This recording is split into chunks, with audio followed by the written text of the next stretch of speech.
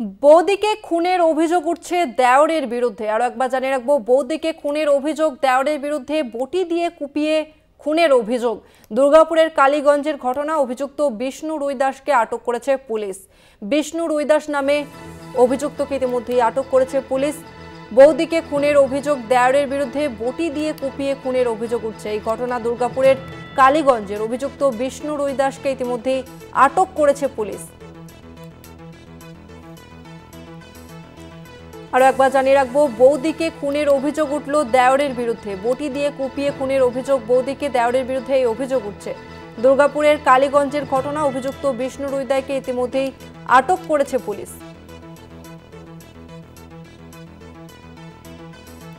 এই মুহূর্তে আমাদের সঙ্গে ফোন লাইনে রয়েছে প্রতিনিধি সঞ্জীব সুই। সঞ্জীব, ঠিক কি কারণে এই খুন হলো?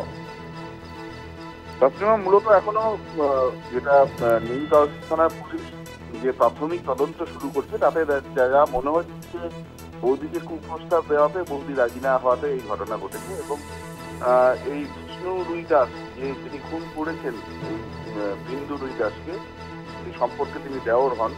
আজকে বিন্দু রুইদাসের স্বামী বাড়িতে ছিল না, সেই কারণে সকালবেলা যে ভোর 6টা নাগাদ ধারালো বটি দিয়ে বৌদিকে কোপাতে শুরু করে এবং ঘটনাস্থলে তার মৃত্যু হয়।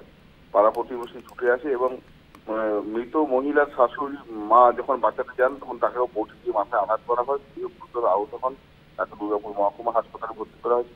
পুরো ঘটনা নিয়ে এলাকায় চাঞ্চল্য ছড়িয়েছে এবং এই বিষ্ণুর নামে অনেক অভিযোগ রয়েছে।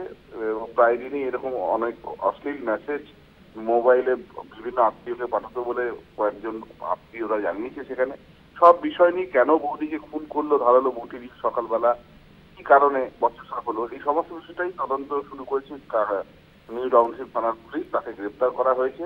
এই ঘটনার ইতিমধ্যে চাঞ্চল্য ছড়িয়েছে দুর্গাপুরের কালীগঞ্জ এলাকায়। তসলিমা, ধন্যবাদ তোমাকে সঞ্জীব। আমরা কথা বললাম প্রতিনিধি সঞ্জীব সুয়ের সঙ্গে।